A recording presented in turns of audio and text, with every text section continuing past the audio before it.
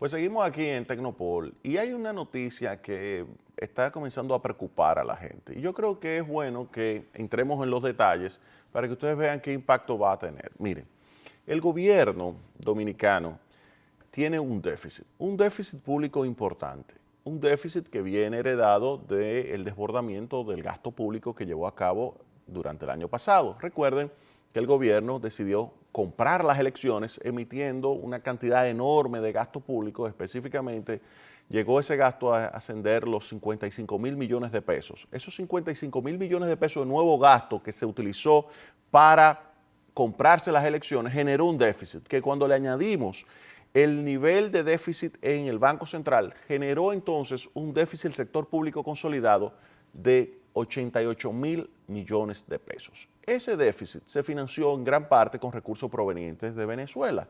Pero ¿qué ocurre? Ya Venezuela no tiene el precio del petróleo que tenía el año pasado y por lo tanto no tiene la capacidad de continuar prestándole las millonadas que le prestaba a países como la República Dominicana.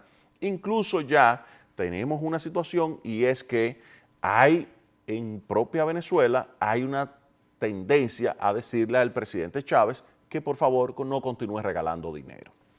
¿Qué significa eso? Que este año el déficit público que continuamos teniendo, pues va a ser un déficit que no lo vamos a poder financiar con recursos provenientes del exterior.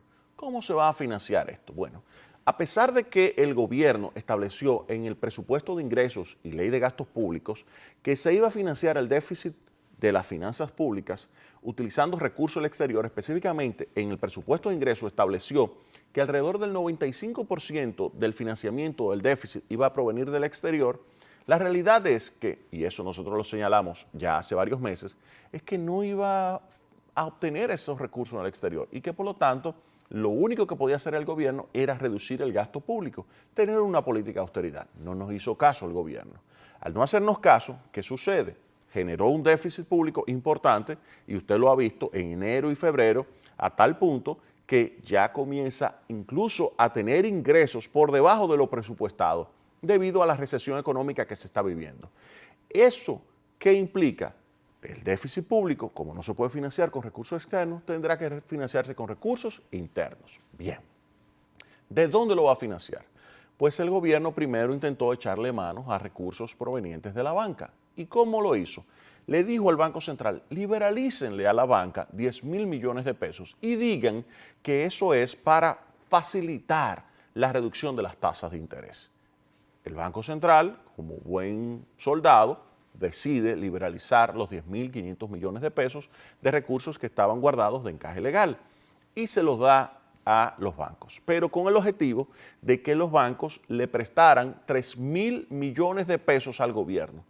Pero eso no es suficiente para enfrentar el déficit público. Ustedes saben la noticia ahora que acaba de dar el secretario de Estado de Hacienda, que se van a colocar 19.000 millones de pesos en forma de bonos. 19.000 millones de pesos en forma de bonos. Ahora bien, ¿qué impacto tiene la colocación de esos 19.000 millones de pesos en forma de bonos públicos? Bien, vamos a ver el impacto sobre la tasa de interés. Cuando el gobierno coloque esos 19.000 millones de pesos, ¿qué va a hacer? Lo va a colocar en un mercado donde hay liquidez, un mercado donde hay personas que tienen liquidez en forma de depósitos.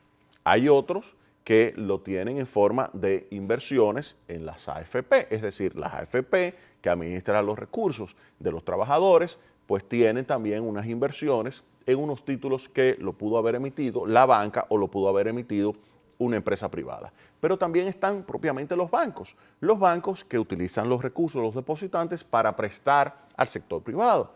¿Qué pasa si llega el gobierno y dice, yo tengo 19.000 millones de pesos y quiero que ustedes me los compren? Público en general, la banca y las administradoras de fondos de pensiones. Inmediatamente al gobierno colocar esos 19.000 millones de pesos y llevarse esos pesos, ¿qué le pasa a la liquidez disponible para prestar que tiene el sistema bancario? Se reduce.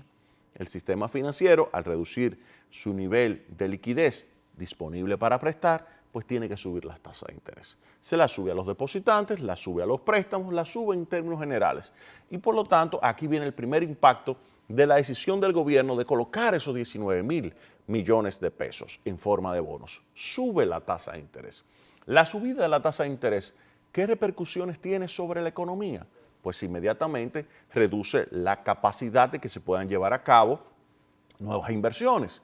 Y al reducir la capacidad de la economía de hacer nuevas inversiones, eso significa un menor ritmo de crecimiento de la economía, pero además un menor nivel de empleo y además, por lo tanto, un menor nivel de bienestar. Pero además de ese impacto negativo del aumento de la tasa de interés sobre la inversión, pues también hay otro impacto negativo. El aumento de la tasa de interés reduce también el consumo. El consumo tanto de bienes finales, que sean perecederos, como bienes duraderos. Por ejemplo, la adquisición de viviendas en la República Dominicana en los primeros meses de este año se ha reducido en un 50%, producto de la duplicación de las tasas de interés provocada por la política monetaria extraordinariamente restrictiva que se ejecutó durante el año 2008, cuando había un déficit público de 88.000 millones de pesos. En este año, que vamos en un camino similar, las tasas de interés, si se colocan esos bonos, no es verdad que van a bajar. Todo lo contrario, pueden seguir subiendo. De manera tal que vamos a tener una reducción todavía más acentuada ¿de qué? De las viviendas. Ha caído un 50%, observen el dato, 50% ha caído las ventas de viviendas en la República Dominicana. Pero, ¿y en cuánto ha caído las ventas de automóviles? También ha caído en alrededor de un 50% cuando se compara con el año 2008. Porque ahora, cuando usted va a comprar un automóvil y le dicen, pero la tasa de interés está en un 30%, usted se asusta y usted dice, bueno, yo no lo puedo comprar a esa tasa de interés. E incluso aquellos que tenían unos préstamos a tasa de interés de un 12, 13, 14%, y adquirieron su automóvil, están entregando el automóvil. De manera tal que esta colocación de los 19.000 millones de pesos en forma de bonos va a elevar la tasa de interés y va a repercutir de una forma negativa sobre el consumo de los agentes privados y por lo tanto va a impactar negativamente también sobre la calidad de la cartera de la banca, de forma que se contrae la economía y se deteriora la calidad de la cartera. Ese es el impacto de estos bonos.